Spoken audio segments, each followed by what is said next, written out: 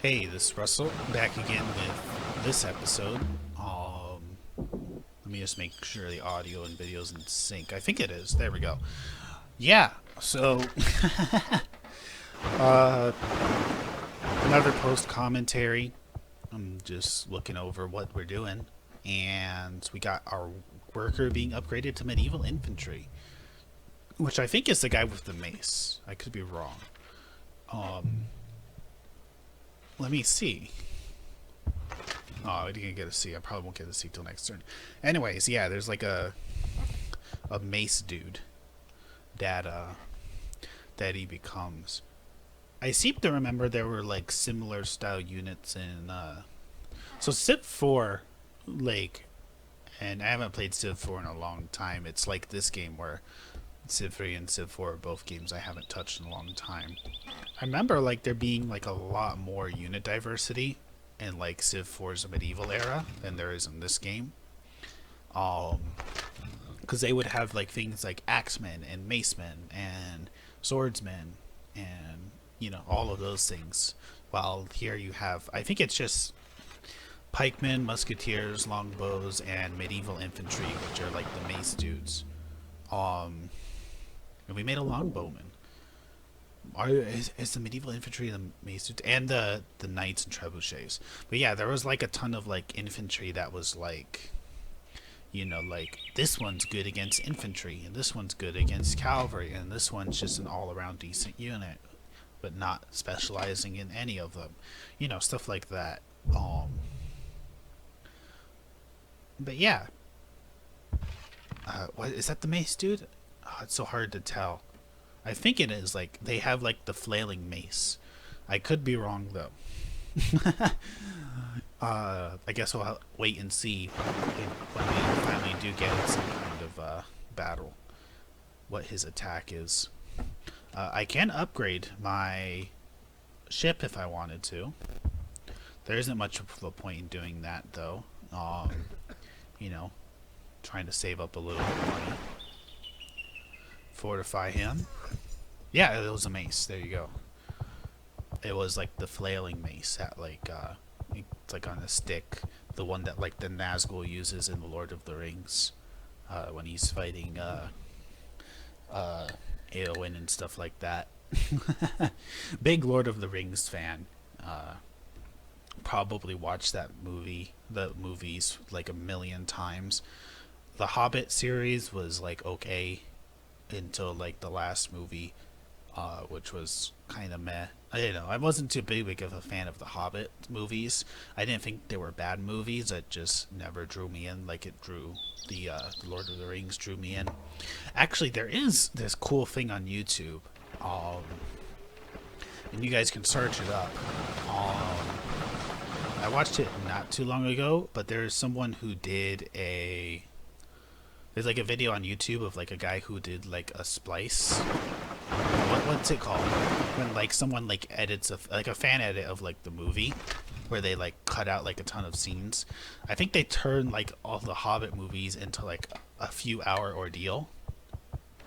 It was either 2 or 3 hours. I forget what it was, but like they took out like a ton of like the added excess scenes. If you're a big fan of the Hobbit book, the goal of like that fan edit was to like cut away a lot of like the stuff, like the whole like plot line with like the orc that like is like trying to get like uh Thorin and stuff like that, and like cut all of that out, cut out like a lot of like the battle of like five armies that like Bilbo himself didn't experience. Because if you know the book, like he gets like hit in the head, and then he's like doesn't know what happens for most of the battle until he like wakes up and stuff like that. So there's only like 5 or 10 minutes of like the whole like fan edit like dedicated to like the battle and stuff like that. Very good fan edit, and he explains the reasoning behind like all he did on there. Really liked the fan edit more than the actual movie. They both are the actual movie, mind you. It's just he spliced it in a way that like the story is a bit better that way. Uh, but yeah, big fan of the Lord of the Rings. I've probably seen it like a million times, and I've also seen the I have like those discs that like show the production of the movie as well, and like the little documentary. And I probably watch those a million times as well.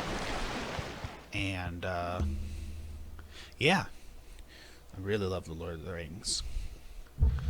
And looking at getting the last couple techs I need to exit this era. Then I'll be in the next era. And it looks like Spain is a little bit ahead of me in that regard.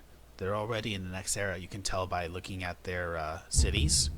They have those like smokestacks coming out of the cities because they've upgraded to the next era already. There's 4 or 5 different city types, so when I do upgrade to the next era, my city isn't going to look exactly like theirs. It's going to be like, I think it's like Eastern European versus Western European. There's like 5 different like city types that like the game goes through and stuff like that. And I think mine is considered Eastern European. I'm not 100% sure. But there's like 5 different architectures. Maybe not Eastern European. Maybe it's something else. I'm not sure. But yeah, basically my cities are going to look a bit different. The Koreans are also upgraded. You can tell more smokestacks. Those 2 guys aren't upgraded. So we're not behind all the civs. We're just behind the 2 civs that neighbor us. The 2 that are like our best targets in any kind of war or anything like that. So yeah, not the best situation to be in. We don't want these guys ahead of us. We want them at least to be on par with us, if not behind us. It makes it very hard to attack a civilization when they're ahead of you in tech. Very, very hard. Or even at the same level as you, because your offensive units are never going to be as good as their defensive units, usually, if you're like on the same level as tech, in tech-wise. Usually you want to be like ever so slightly like just on the cusp of like being ahead of them, so that your offensive units will be about as good as their defensive units, or else you'll lose a lot of dudes. And you need to have lots of artillery support, all of that jazz. Very, very excuse me, very, very what's the word I'm looking for? Not good situation to be in. Being surrounded by people who are better than us at tech.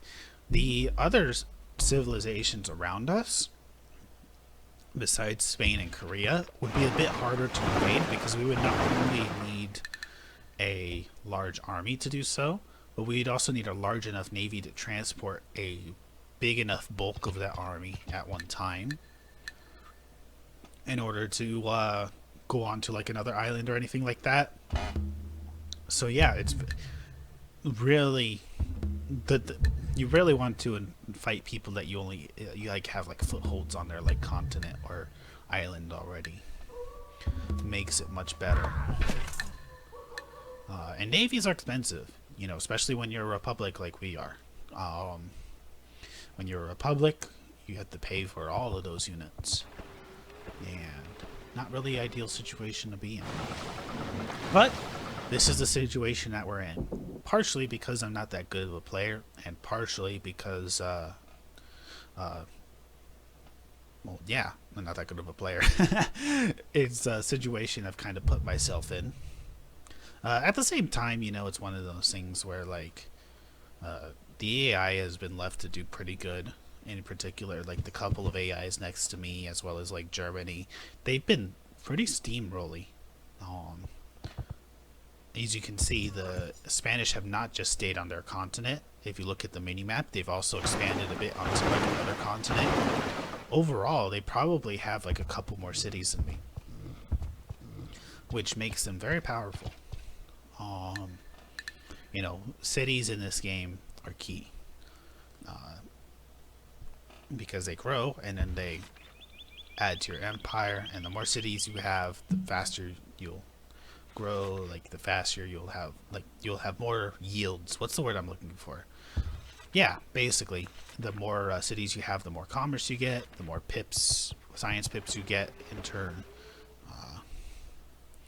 Yeah, the more yields you get. That's the word I'm looking for, yields. Your civilization yields a lot more the larger it is in terms of science and culture and all of that. So yeah, very important. to have a large civilization. And it looks like the Koreans have lost a city right there to the Mongolians, I believe the yellow guys are. So all those ships that you've seen sail past, they dropped off a ton of Mongolians. There's also a Mongolian musketeer, meaning that, and you can tell by the look of the city, that the Mongolians are also in the next era. They have a very similar architecture style to the Koreans. I believe they have the same one. We share the same with a couple of the other cities as well. I think like the Hittites and the Babylonians we share the same style with, maybe. I'm not 100% on that, so don't quote me on that. But yeah, we got those ships sailing away. They successfully dropped off their troops. But here's the thing. Are they going to be able to hold on to that city? Do I want to spoil that? Yeah, they won't be able to hold on to that city. The thing is, who has, like, the easiest access to that city? The Koreans. And they'll be able to very, very easily land troops. They only have to, like, ferry, like, troops, like, every, like, couple turns in order to, like, bring dudes there. Right now I'm emptying off this continent a lot of its troops and moving those troops to like other islands and stuff like that.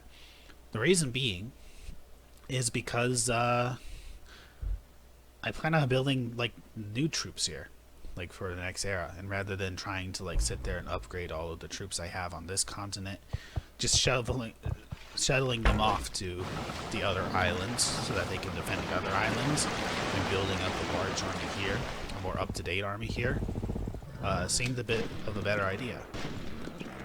So you see my guys shuttling people across. You saw with that horse there that they were able to retreat. That's the advantage of using horsemen when attacking, or cavalry. We are getting kind of out of that era though. Like, especially when I get riflemen, the horsemen are not good to use. Or, is it riflemen? What are they called?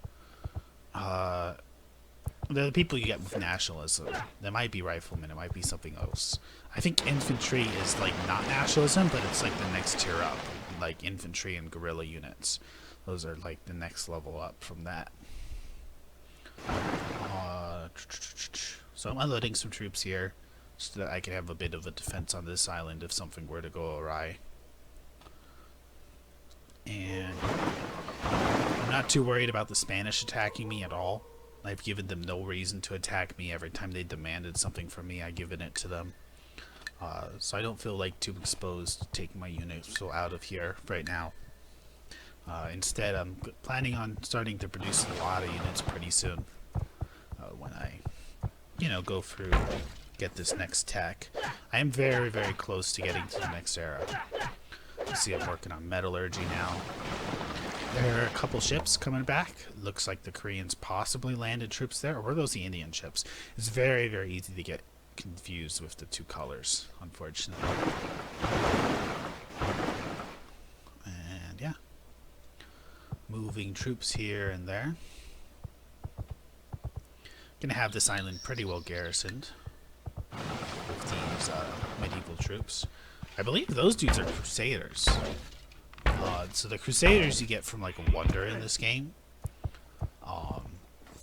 Basically, from the time you build the wonder until when was it? You research like a certain technology. I forget what it is. Until you research that technology, like every few turns, the city just gives you a Crusader unit. Like you don't produce it; it just like gives it to you. Very, very powerful wonder if you're planning on going to war, because the units are very good units. There's also another wonder that will do that, but with different type of unit. I forget what unit it is, and I forget what wonder it is. But it's a more ancient wonder, I believe. This is like a medieval wonder. This thing, only very useful if you're going to go for early war. Like if you ended up like on a continent with like. You were like boxed in and you had like 4 or 5 cities and you immediately needed to go to war to like survive and like be doing well like in the late game and stuff like that. building that wonder is like building those wonders, that one, and then the other wonder are very, very good early options to expand. The Crusader one less so because that one's like for the medieval era, and by the time you get that, you're probably like already expanded or you're already too far behind to do anything. You see the Koreans got that city back.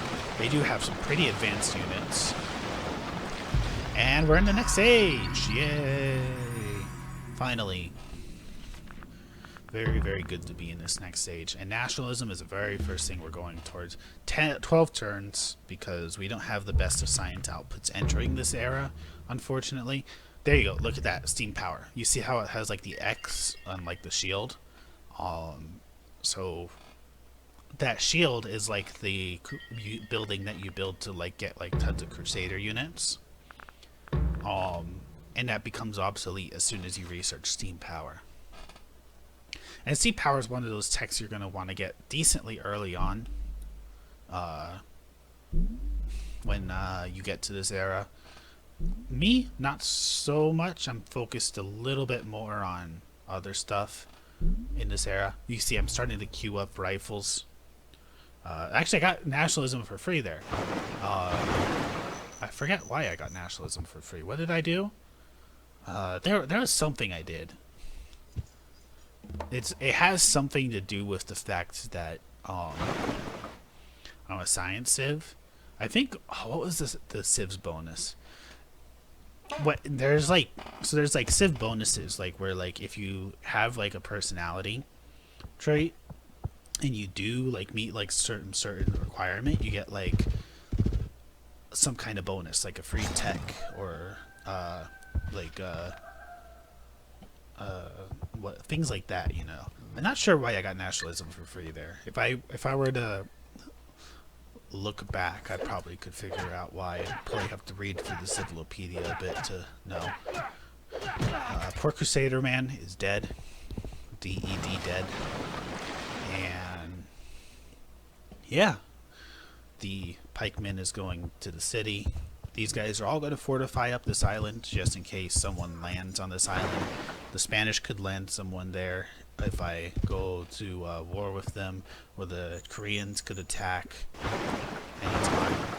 And yeah, in the meantime, while these guys defend this continent, or this island, my main continent is going to build a bit of a new garrison. Again, I'm not worried that someone's going to attack me just yet, because I've been a very peaceful civ. I've given everyone what they wanted when they asked it, stayed out of their territory, not pissed anyone off.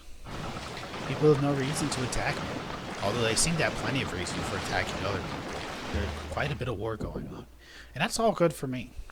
So long as like one civ doesn't become like too powerful, the fact that they're at each other's throats gives me some breathing space, and hopefully it'll slow down their tech too. Yeah. Unloading all these dudes and looking around a bit, seeing what I could do. Those islands are not really too well fortified, the small one, but it's fine. I don't really expect anyone to take that land, and if someone did, it's not very good land. Like, the fact that there is very little land means those cities aren't going to get much bigger than they already are, and the production value of those cities is terrible. Like, it takes a very long time for them to build units or buildings or anything. They will pay off. I mean, they do, you know, dividends. They give you dividends of science and things like that. But yeah. And everything's going well. So yeah. Ever getting ready for what is to come. And you guys will see what is to come pretty soon here. What episode is this? I believe this is episode 9, I think. A little ways away. You guys will see what's to come. In the meantime, someone built a wonder for that. And Spanish are moving pikemen around in circles. They've been doing that for a while. And those guys are going to rebuild the sulfur. So yeah, thank you guys so much for watching. Newton's University is just a little ways away. I guess we'll see if we get that or not next time. And yeah, thank you so much. You guys have a wonderful day. Goodbye. God bless. Bye. Bye. Bye. Like, favorite, and subscribe if you guys want to see more. Always interested in your feedback down in the comment section. You guys have a good one. God bless.